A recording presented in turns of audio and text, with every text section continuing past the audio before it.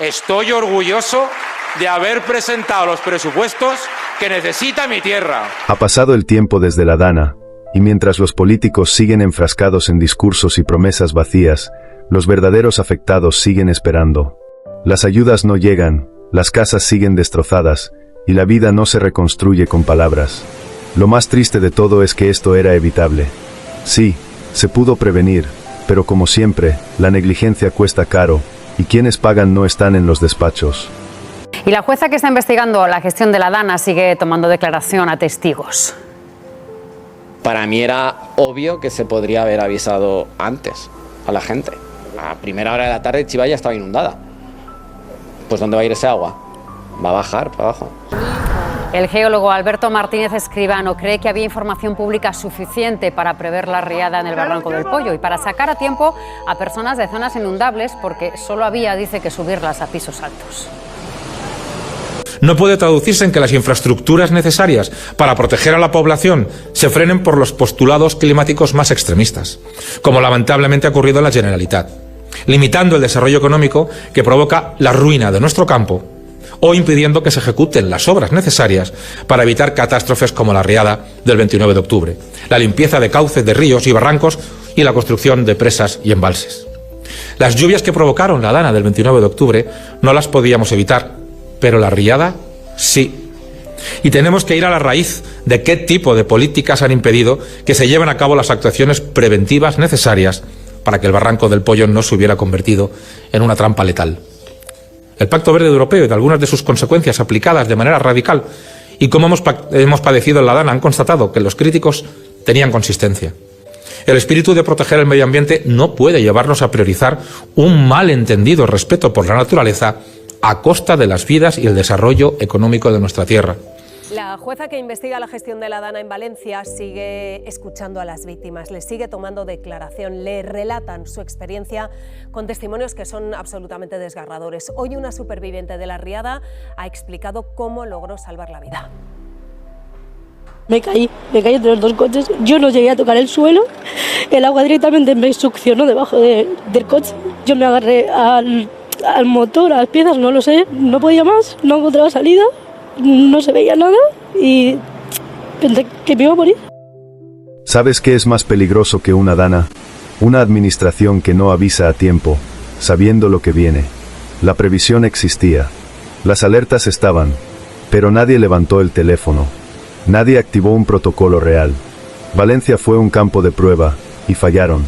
Personas atrapadas en garajes, coches arrastrados por el agua, familias enteras sin aviso. ¿Y sabes lo peor? Que esto era evitable. ¿Cuántas vidas se pudieron salvar si alguien, solo una persona, hubiese hecho su trabajo? No fue la lluvia, fue la ineptitud institucional.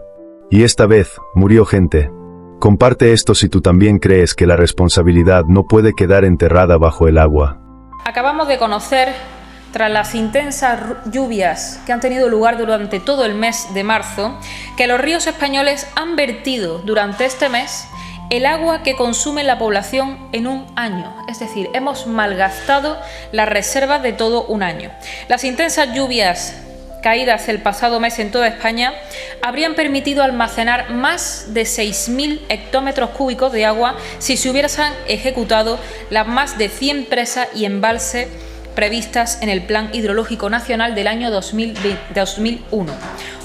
La tarde del desastre, la atención, como ya se ha contado, estaba puesta en si la presa de Forata aguantaría, pero se ignoraba o no se atendió lo suficiente a la situación del Barranco del Pollo, que fue el que provocó la mayoría de las víctimas mortales. La Generalitat Valenciana asegura que en aquella reunión la Confederación Hidrográfica no avisó de la situación de riesgo en la zona del Pollo. Antena 3 Noticias se ha puesto en contacto con la Confederación Hidrográfica del Júcar, que depende del Ministerio para la Transición Ecológica de la vicepresidenta Teresa Rivera. Hemos preguntado si en la reunión del día de la catástrofe avisaron sobre la situación en la que se encontraba el Barranco del Pollo. La respuesta textual ha sido que sí se comentó, pero no recuerdan en qué términos. Dicen que insistieron en avisar a la gente, pero reconocen que el foco estaba puesto en la presa de Forata. Son las 5 de la tarde del día 29. El desbordamiento del Barranco del Pollo empieza a ser evidente. En poco más de una hora, la riada es ya imparable. Las autoridades están reunidas en el CECOPI, entre ellos miembros de la Confederación Hidrográfica del Júcar, un organismo que depende del Ministerio de Transición Ecológica y que poco antes de las 7 avisa por mail del aumento del caudal. Lo que no recuerdan desde la Confederación es si dentro de esa reunión alertan también de forma verbal sobre la rápida crecida de la Rambla del Pollo, que en 3 horas multiplicó su volumen por 60. Se escudan en que el foco está puesto en el posible colapso de la presa de Forata y no en el barranco. Traslada la situación de riesgo que afecta a la presa de Forata. Cada quien tendrá que asumir las responsabilidades que le correspondan, empezando por el que les habla. De hecho, la alerta de emergencia se activó principalmente, según mantiene la Generalitat, porque el Ministerio no pudo garantizar que la presa aguantara, no por el desbordamiento del barranco, que acabó siendo lo que causó la tragedia. No podemos permitir que nuestros agricultores, ganaderos y pescadores se releguen a la última posición en competitividad y rentabilidad, porque la voz de los valencianos no se ha escuchado en los despachos de los que no conocen nuestra tierra. Hay políticas que se han desarrollado en la Comunidad Valenciana tomando como excusa ese Pacto Verde de Europa que son perjudiciales para nuestra agricultura. Y así lo han denunciado nuestros productores con sus movilizaciones, que ahora sí tengo la esperanza que sean oídas en la Comisión Europea, en línea con lo que yo mismo he podido defender en el Comité de las Regiones. Desde el Consell consideramos que es necesario cambiar este tipo de políticas y las cambiaremos. Y apostaremos por un campo y un mar más competitivo. No hay sostenibilidad medioambiental de espaldas al mundo rural, sino va acompañada de sostenibilidad económica y social. Por ello, en los próximos presupuestos y fruto de la negociación con Vox, impulsaremos medidas de apoyo real al campo. No fue la lluvia, fue la negligencia. Las autoridades tenían las alertas, sabían lo que venía. ¿Y qué hicieron? Nada. Coches flotando, gente atrapada, vidas perdidas. Todo, por no avisar a tiempo. Esto no es un accidente. Es responsabilidad política. ¿Hasta cuándo vamos a seguir enterrando víctimas por culpa de ineptos? Prácticamente no teníamos que poner un duro. Y efectivamente, como ha comentado José María Aznar, lo que hacía era conectar las distintas cuencas por una red de trasvases y embalses. De forma que si en un sitio sobraba agua, se enviaba hacia el resto. De forma que si en un sitio había sequía, se enviaba de donde no había sequía. Se llama país, construir España. Pero llegaron los separatistas y pactaron con José Luis Rodríguez Zapatero y le dijeron: el agua del Ebro es mía. Yo ya, más allá de lecciones de geografía, por amor de Dios, lecciones de solidaridad o lecciones de país, que el agua es tuya, pero estamos todos locos. Bien, cedió. ¿Y cómo cedió? Se cargó esto. Y déjenme que se lo lea. 3 de julio de 2004, ¿vale? En 2005, José Luis Rodríguez Zapatero se carga el plan hidrológico. Y al cargarse el plan hidrológico, se carga todas las obras, infraestructuras, etcétera, ingeniería que iba dentro de ese plan hidrológico. ¿Saben lo que iba? Se lo voy a leer.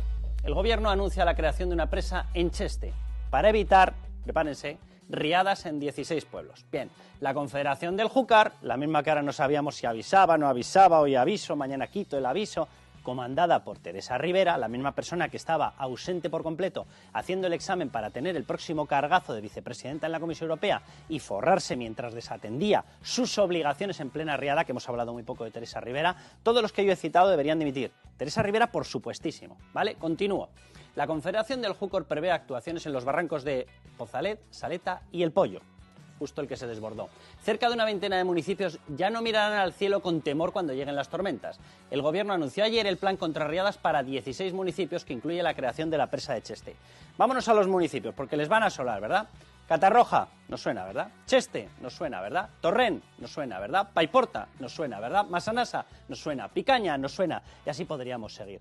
Los municipios que estaban en ese plan para evitar las riadas, para evitar que tuvieran que estar mirando al cielo a ver si iba sus casas, sus coches, su vida a ser inundadas y anegadas, esa gente en estos momentos, va y resulta que gracias al pacto de José Luis Rodríguez Zapatero, ¿vale?, mantenido evidentemente por Pedro Sánchez en estos momentos, con los separatistas, lo que ha ocurrido es que se quedaron sin la presa de Cheste.